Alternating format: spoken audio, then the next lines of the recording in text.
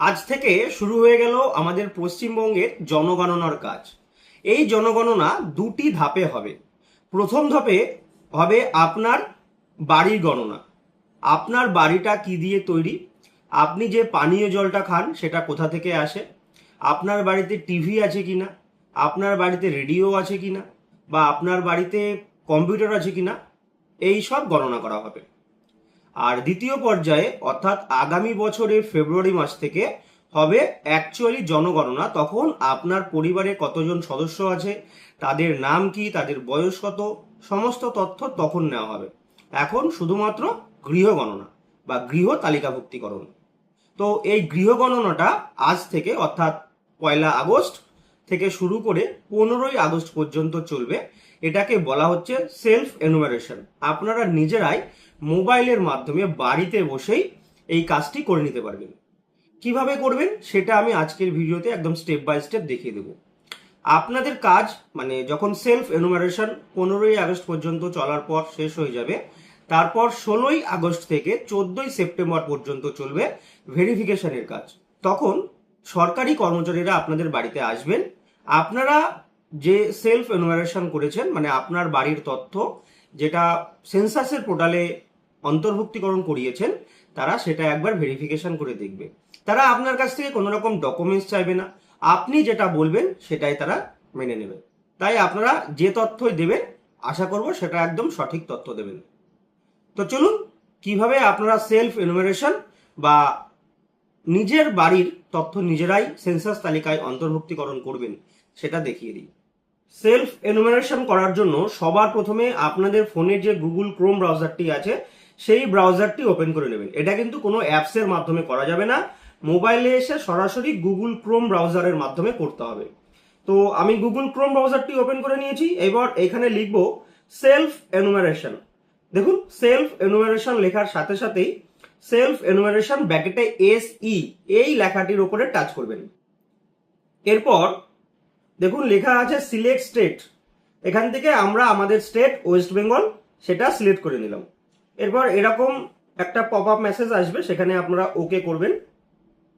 এরপর আছে name of the head of the house hold. আপনার পরিবারের যিনি হেড বা প্রধান তার নামটা এখানে লিখতে হবে। এইবার এই যে পরিবারের হেড, এটা আপনি কাকে করবেন এরকম প্রশ্ন অনেক এসছে। পরিবারের হেড আপনি আপনার বাবাকে করতে পারেন, বা যিনি পরিবারের বয়োজ্যেষ্ঠ মানুষ আছেন তাকে করতে পারেন, বা যিনি পরিবারের সমস্ত কাজে সিদ্ধান্ত নেন তাকেও আপনারা হেড করতে পারেন। এখানে তার নাম লিখতে হবে, তারপর মোবাইল নাম্বার, আপনার ফোন নাম্বার বসাবেন, বসিয়ে যে ক্যাপচা আছে সেই ক্যাপচাটি বসিয়ে এই গেট ওটিপিতে টাচ করতে হবে।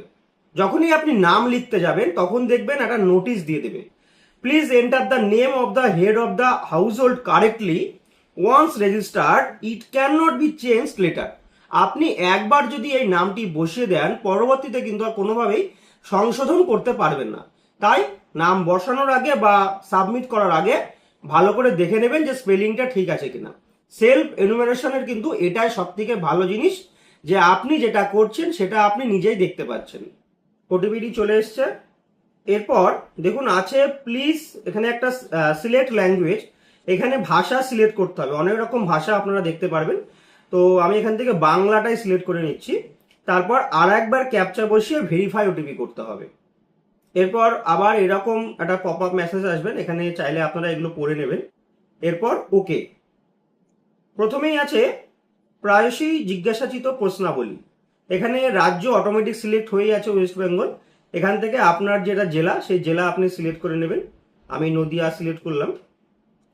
তারপর আছে পিনকোড, এখান থেকে আপনার যে এলাকার যে পিনকোড সেটা বসাতে হবে। এরপর গ্রাম, শহর, এলাকা, হ্যামলেট উল্লেখযোগ্য। তো এখানে আপনারা আপনাদের যে এলাকার নাম সেটা বসিয়ে দেবেন। বসানোর পর এখানে দেখবেন অনেকগুলো, আমার যেমন ফুলিয়া, আমি ফুলিয়া লেখার পর এখানে অনেকগুলো ফুলিয়া চলে এসছে। তো এখান থেকে একটা ফুলিয়া আমি নিয়ে নিলাম, ফুলিয়া তাহিরপুর রোড, এটা আমি এখানে নিয়ে নিলাম, সিলেক্ট করে নিলাম। করার পর দেখবেন এখানে একটা ম্যাপ চলে আসবে। এই ম্যাপে আপনার যেটা বাড়ি সেটা খুঁজে বার করতে হবে। এরপর আপনি আপনার লোকেশনটা অ্যাডজাস্ট করার পর সেভ করে দেবেন। সেভ করার পর আপনি একবার দেখতে পারবেন যে রাজ্য বা কেন্দ্রশাসিত অঞ্চল, জেলা, আপনার বসবাসের স্থান, অক্ষাংশ দ্রাঘিমাংশটা দেখতে পারবেন। এরপর লেখাই আছে, আপনি কি নির্বাচিত অবস্থানটি নিশ্চিত করে এগিয়ে যেতে চান? তো হ্যাঁ, আমরা হ্যাঁ করলাম। হ্যাঁ করার পর এরকম কোশ্চেন্স আপনাদের সামনে চলে আসবে। এইবারই আপনাদের বাড়ির যে উপাদানগুলো আছে, যে জিনিসগুলো দিয়ে আপনাদের বাড়ি তৈরি, সেই প্রশ্নের কয়েকটা উত্তর দিতে হবে। প্রথমেই আছে কি দেখুন, সেন্সাস গৃহের মেঝের প্রধান উপাদান। মানে আপনার বাড়ির যে উপাদান সেটা কিসের? মেঝের। আপনার বাড়ির মেঝেটা কি দিয়ে তৈরি? মাটি, কাঠ বা বাঁশ, পোড়া ইট, পাথর, সিমেন্ট, নাকি মোজাইক বা মেঝের টালি, নাকি অন্যান্য? তো আমি ধরলাম যে সিমেন্ট, কংক্রিট, ঢালাই করা, মেঝেটা ঢালাই করা, সিমেন্ট দিলাম। এরপর সেন্সাস গৃহের দেওয়ালের উপাদান। দেওয়াল মানে দেওয়ালটা কিসের তৈরি? এখানে দেখুন আছে ঘাস, খড়, বাঁশ, তারপরে প্লাস্টিক না পলিথিন, মাটি, কাঁচা ইট। তো এখানে অনেকগুলো অপশন রয়েছে, আপনাদের যেটা হবে আপনারা সেটা সিলেক্ট করে নেবেন। তো আমার ক্ষেত্রে যেটা হবে পোড়া ইট, আমি সেই পোড়া ইট দিয়ে দিলাম। এরপরে আছে সেন্সাস গৃহের ছাদের উপাদান। আপনার বাড়ির ছাদটা কিসের ছাদ? সেটা ঘাসের, খড়ের, নাকি প্লাস্টিকের, না হাতে তৈরি টালি, পোড়া ইট, পাথর, স্লেট, না কংক্রিট মানে ঢালাই করা? তো আমার যেহেতু কংক্রিট, আমি কংক্রিটই দিলাম। এরপর আছে সেন্সাস গৃহের বর্তমান অবস্থা। এটা ভালো, না বাসযোগ্য, না ক্ষতিগ্রস্ত? আমি ভালোই দিলাম। এরপর আছে সেভ করুন এবং পরবর্তী পর্যায়ে এগিয়ে যান। যদি আপনার মনে হয় যে আপনি কোথাও ভুল করেছেন, তাহলে আপনি পিছনে যান, এই অপশনে টাচ করে আরেকবার দেখে নিতে পারেন। তো আমি সেভ করলাম। আপনি কি নিশ্চিত যে আপনি এগিয়ে যেতে চান? হ্যাঁ। এরপরে পরের প্রশ্ন, পরিবারের সাথে সম্পর্কিত তথ্য। এই পরিবারে নিয়মিতভাবে বসবাসকারীদের সদস্যদের সংখ্যা, মোট কতজন আপনারা এই পরিবারে বসবাস করেন? তো আমরা যে কজন বসবাস করি সেই সংখ্যাটা আমি লিখে দিচ্ছি। এরপরে আছে পরিবারের প্রধানের নাম। যেহেতু পরিবারের প্রধানের নামটা আমরা প্রথমে একবার লিখে দিয়েছি, তাই আমাদেরকে আর লিখতে হচ্ছে না, এর কিন্তু এডিটও করা যাবে না। এরপরে আছে পরিবারের প্রধানের নাম, নির্বাচিত ভাষা। এখানে দেখুন একটি নীল কালারের কিবোর্ড দেওয়া আছে, আপনি কিবোর্ডে টাচ করতে পারেন, অথবা আপনি যদি মোবাইলে বাংলায় লিখতে পারেন তাহলে সেটাও কিন্তু লিখে দিতে পারেন। তো আমি বাংলাতে এখানে লিখে দিচ্ছি। হয়ে গেল, পরিবারের প্রধানের নাম, নির্বাচিত ভাষা বাংলায়, আমি বাংলাতে লিখে দিয়েছি। এরপর আছে পরিবারের প্রধানের লিঙ্গ, সিলেক্ট করলাম। তারপর আছে পরিবারের প্রধান তফসিলি জাতিভুক্ত বা তফসিলি উপজাতিভুক্ত বা অন্যান্য কিনা, মানে এসসি এসটি নাকি আদার্স বা ওবিসি এরকম কিনা। তো আমি এখানে অন্যান্যতেই সিলেক্ট করলাম। এরপর এই গৃহের মালিকানার বিবরণ। মালিকানাটা কি নিজের নাকি ভাড়া, কিন্তু অন্য কোথাও তার নিজের বাড়ি আছে, এবং পরেরটা আছে ভাড়া এবং অন্যত্র নিজের বাড়ি নেই, নাকি অন্যান্য? তাই গৃহের মালিকানার বিবরণ, এই ক্ষেত্রে যদি যে গৃহের মালিক তার নিজের যদি বাড়ি হয় তাহলে সে নিজেই করবে নিজের, তো আমি নিজের করলাম। এরপর আছে বসবাসযোগ্য ঘরের সংখ্যা, কতগুলো আপনার ঘর আছে, পরিবারের যে মালিক তার কতগুলো ঘর আছে। তো আমি আমাদের যে কটা ঘর আর কি সেটা দিয়ে দিচ্ছি। এই পরিবারের বসবাসকারী বিবাহিত দম্পতির সংখ্যা। এরপর আছে পিছনে যান নাকি সেভ করুন, তো আমি সেভ করে দিচ্ছি, আবার হ্যাঁ করলাম। এবার স্টেপ 4, পরিবারে যে সকল সুবিধাগুলি উপলব্ধ আছে। পানীয় জলের প্রধান উৎস, আপনি যে জলটা খান সেটা কোথা থেকে আসে? এখানে দেখুন প্রচুর অপশন পেয়ে যাবেন। পরিশ্রুত কলের জল না অপরিশ্রুত কলের জল, কুয়োর থেকে নাকি হ্যান্ডপাম্প থেকে নাকি টিউবওয়েল থেকে? এর মধ্যে থেকে আপনার যেটা প্রযোজ্য হবে বা আপনার যেটা মনে হবে আপনি সেটাই সিলেক্ট করবেন। তো আমি এখান থেকে টিউবওয়েল বা বোরহোল এটা সিলেক্ট করলাম। এরপর আছে পানীয় জলের উৎসটি কোথায়? বাড়ির চৌহদির মধ্যে না বাড়ির চৌহদির কাছে না দূরে? তো আমি লিখলাম, আমার এটাই করলাম যে বাড়ির চৌহদির মধ্যে। আলোর প্রধান উৎস, বিদ্যুৎ, কেরোসিন, সৌরবিদ্যুৎ, অন্যান্য তেল, অন্য কোনো উৎস না আলোর ব্যবস্থা নেই? তো আমি বিদ্যুতে সিলেক্ট করলাম, ইলেকট্রিক। শৌচালয়ের উপলব্ধতা, হ্যাঁ, কেবলমাত্র এই পরিবারটির ব্যবহারের জন্য নাকি অন্য পরিবারের সাথে যৌথভাবে নাকি সর্বসাধারণের জন্য শৌচালয়? আমার যেটা হবে আমি সেটা দিচ্ছি, আপনাদের যেটা হবে আপনারা সেটা দিয়ে দিবেন। শৌচালয়ের ধরন আছে ফ্ল্যাশ, কোর ফ্ল্যাশ শৌচালয় যার সাথে যুক্ত নলবাহিত পয়ঃপ্রণালী, সেপটিক ট্যাঙ্ক বা অন্যান্য পায়খানা। দুটি কুয়ো না পিঠযুক্ত পায়খানা, একটি কুয়ো না পিঠযুক্ত পায়খানা, নাকি খাটা পায়খানা? এখানে অনেক অপশন রয়েছে, আপনাদের যেটা হবে আপনারা সেটা করে নেবেন, একদম সম্পূর্ণ বাংলায়, বুঝতে কোনো অসুবিধা হবে না। এরপরটা আছে বজ্র জলের নিকাশি কার সাথে যুক্ত? ঢাকা নর্দমা, খোলা নর্দমা, না কোনো নর্দমা নেই? তো আমাদের এখানে কোনো নর্দমা নেই, আমি সেটাই সিলেক্ট করলাম।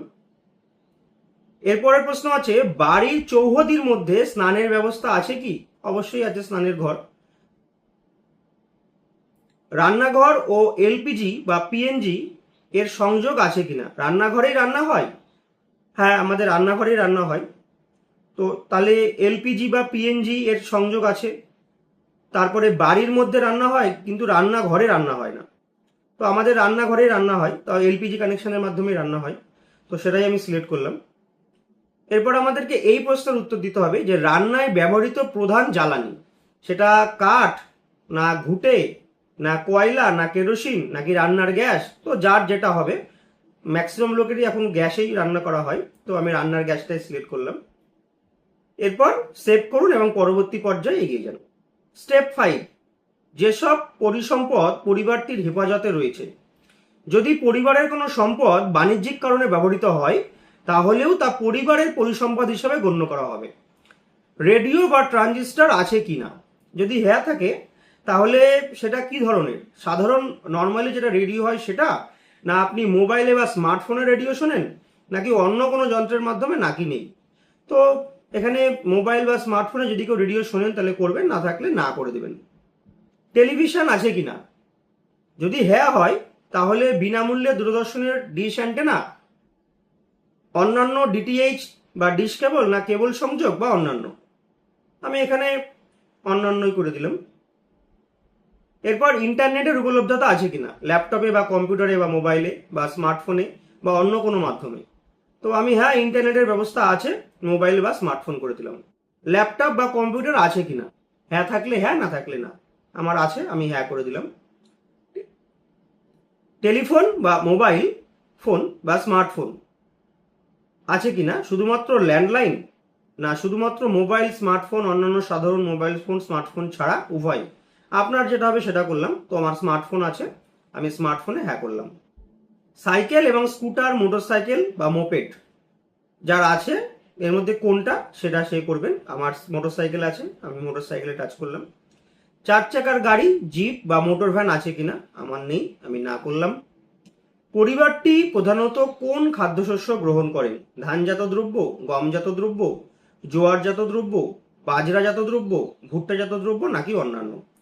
তো ধানজাত দ্রব্যই দিতে হবে, যেহেতু ভাত খাই, তো তার জন্য ধানজাত দ্রব্যই দিলাম।